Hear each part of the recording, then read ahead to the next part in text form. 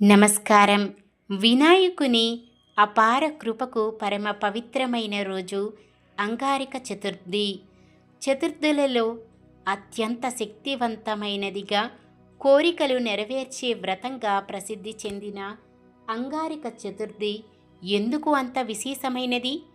మంగళాగ్రహ ప్రభావంతో ఈరోజు చేసిన గణేశ పూజ ఏ విధంగా జీవితంలోని అడ్డంకులను తొలగిస్తుంది? ఈ వ్రతం వెనుక ఉన్న పురాణ కథ, ఆధ్యాత్మిక రహస్యాలు, వ్రత ఫలితం ఏమిటో తెలుసుకోవాలి అంటే ఈరోజు మనం వినబోయే అంగారక చతుర్థి కథను పూర్తిగా వినండి. ఓం శ్రీ గణేశాయ నమః. మానవులను కష్టాల నుండి గట్టెక్కించేది సంకష్టహర చతుర్థి వ్రతం. గణపతికి అత్యంత ప్రీతిపాత్రమైన తిథులలో ప్రధానమైనది చవితి తిథి. అయితే ఈ చవితి లేదా చతుర్థి పూజను రెండు రకములుగా ఆచరిస్తారు. మొదటిది వరద చతుర్థి, రెండవది సంకష్టహర చతుర్థి. అమావాస్య తరువాత వచ్చే చతుర్థి రోజున చేసే వ్రతమును వరద చతుర్థి అని, పౌర్ణమి తరువాత వచ్చే చతుర్థి రోజున చేసే వ్రతమును సంకష్టహర చతుర్థి లేదా సంకటహర చతుర్థి వ్రతం అంటారు. ఇందులో వరద చతుర్థిని వినాయక వ్రతంగా వినాయక చవితి రోజున ఆచరించెదరు. సంకటములను తొలగించే సంకటహర చతుర్థి వ్రతమును మాత్రం ఆలంబనంగా ఆచరిస్తూ ఉంటారు. ఒకవేళ సంకటహర చతుర్థి మంగళవారం కానీ వస్తే దానిని అంగారక చతుర్థి అని అంటారు. అలా కలిసి రావడం చాలా విశేషమైన పర్వదినం. అంగారక చతుర్థి నాడు సంకటహర చతుర్థి వ్రతం ఆచరించడం వల్ల జాతకంలోని కుజదోష సమస్యలు తొలగిపోవడంతో పాటుగా చేసే పనిలో సంకటములు అన్నీ తొలగి సఫలత చేకూరునని ప్రతీతి.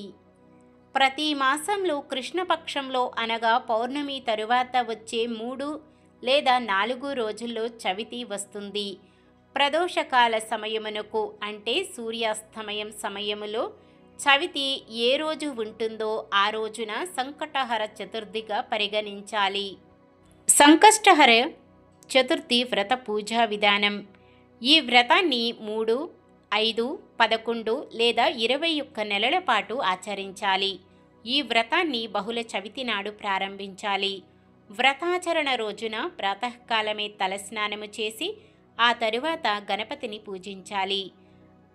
1/2 మీటరు పొడవు ఉన్న తెలుపు లేదా ఎరుపు రవికల గుడ్డ ముక్క తీసుకొని వినాయకుడికి ముందు పెట్టి దానిని పసుపు కుంకుమలతో అలంకరణ చేయాలి. మనస్సులోని కోరికను తలుచుకొని 3 గుప్పెళ్ళ బియ్యాన్ని గుడ్డలో వేసిన తరువాత తమలపాకులో 2 ఎండు ఖర్జూరాలు, 2 వక్కలు దక్షిణ పెట్టి మనసులోని కోరికను మరొకసారి తలుచుకొని మూటగట్టాలి. సంకట నాశన గణేశ స్తోత్రం, సంకటహర చతుర్థి వ్రతకథను చదవవలెను. ఆ మూటను స్వామి ముందు పెట్టి దీపము వెలిగించి కొబ్బరికాయ లేదా పళ్ళు స్వామికి నివేదించాలి.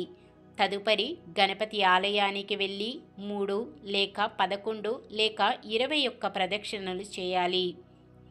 శక్తానుసారము గరిక పూజను కానీ గణపతి హోమమును కానీ చేయించుకోవలెను. సూర్య అస్తమయం వరకు పూజ చేసిన వినాయకుడిని కదపకూడదు. సూర్యుడు అస్తమించిన తరువాత స్నానము చేసి దీపం వెలిగించి తిరిగి వినాయకుడికి లఘువుగా పూజ చేయాలి. నియమం పూర్తయిన తరువాత వినాయకుడికి కట్టిన ముడుపు బియ్యంతో పొంగలి చేసి స్వామికి నివేదించి సాయంత్రం తినాలి. సంకటహర చతుర్థి వ్రత కథ. ఒకానొక నాడు ఇంద్రుడు తన విమానంలో భృగుండి వినాయకుడికి గొప్ప భక్తుడు అనే ఋషి దగ్గర నుంచి ఇంద్రలోకానికి తిరిగి వెళుతుండగా ఘర్సేన్ అనే రాజు రాజ్యం దాటే సమయంలో అనేక పాపములు చేసిన ఒకానొక వ్యక్తి ఆకాశంలో పయనించే ఆ విమానంపై దృష్టి సారించాడు. అతని దృష్టి సోకగానే ఆ విమానం చటుక్కున భూమిపై అర్ధాంతరంగా ఆగిపోవడం జరిగింది.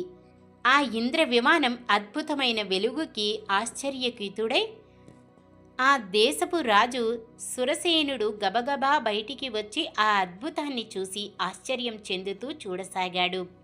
అక్కడ ఇంద్రుడిని చూసి ఎంతో సంతోషానికి లోనైన మహారాజు ఆనందంతో నమస్కరించారు. ఇంద్రునితో అక్కడ విమానం ఎందుకు ఆపారో కారణం అడిగాడు. అప్పుడు ఇంద్రుడు, ఓ రాజా, మీ రాజ్యంలో పాపాలు అధికంగా చేసిన వ్యక్తి దృష్టి సోకి విమానం మార్గమధ్యలో అర్ధాంతరంగా ఆగింది అని చెప్పాడు ఇంద్రుడు. అప్పుడు ఆ రాజు, అయ్యా, మరి మళ్ళీ ఆగిపోయిన విమానం ఎలా బయలుదేరుతుంది అని అడిగాడు వినయంగా. అప్పుడు ఇంద్రుడు, ఇవాళ పంచమి, నిన్న చతుర్థి. నిన్నటి రోజున ఎవరైతే ఉపవాసం చేశారో వారి పుణ్యఫలాన్ని నాకిస్తే నా విమానం తిరిగి బయలుదేరుతుంది అని చెప్పాడు. సైనికులంతా కలిసి రాజ్యమంతా తిరిగారు అన్వేషిస్తూ. ఒక్కరైనా నిన్నటి రోజున ఉపవాసం చేసిన వారు కనబడకపోదురా అని. కానీ దురదృష్టవశాత్తు అలా ఎవ్వరూ దొరకలేదు. అదే సమయంలో కొందరు సైనికుల దృష్టిలో ఒక గణేష దూత వచ్చి మరణించిన స్త్రీ వెళ్ళడం కనబడింది. సైనికులు వెంటనే ఎంతో పాపాత్మురాలైన స్త్రీని ఎందుకు గణేశలోకానికి తీసుకువెళుతున్నారని ప్రశ్నించారు. దానికి గణేష దూత, నిన్నంతా ఈ స్త్రీ ఉపవాసం ఉంది, తెలియకుండానే ఏమీ తినలేదు. చంద్రోదయం అయిన తర్వాత లేచి కొంత తిన్నది.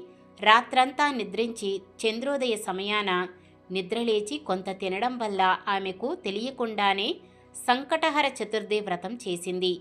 ఈరోజు మరణించింది అని చెప్పాడు.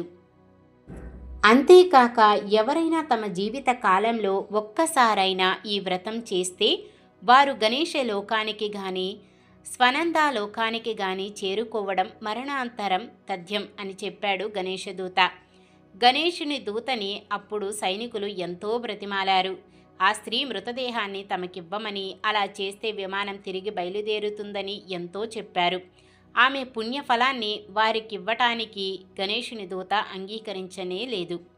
ఆమె దేహంపై నుండి వీచిన గాలి ఆ విమానం ఆగిపోయిన చోట చేరి విస్ఫోటనం కలిగించింది. మృతదేహం పుణ్యఫలం పొందినది కావటం వలన ఆ దేహాన్ని తాకిన గాలి సైతం పుణ్యం పొందింది.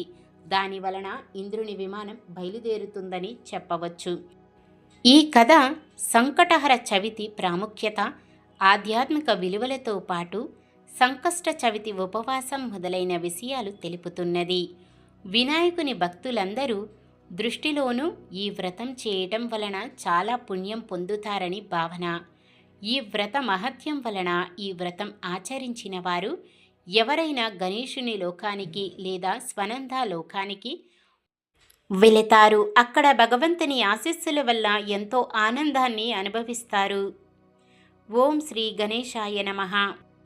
ఇలా అంగారక చతుర్థి మహిమను తెలుసుకున్న మనం ఈ పవిత్రమైన రోజున భక్తితో గణపతిని ప్రార్థిస్తే మన జీవితంలోని అడ్డంకులు తొలగి సుఖశాంతులు, ఐశ్వర్యం మన ఇంటికి వస్తాయని శాస్త్రాలు చెబుతున్నాయి. కోరికలతో కాదు, నిష్కల్మషమైన హృదయముతో చేసిన వినాయక సేవే మనకు నిజమైన ఫలితాన్ని అందిస్తుంది. కాబట్టి ప్రతి అంగారక చతుర్థి రోజున శ్రద్ధతో వ్రతము చేసి విఘ్నేశ్వరుని కృపకు పాత్రులవుదాం.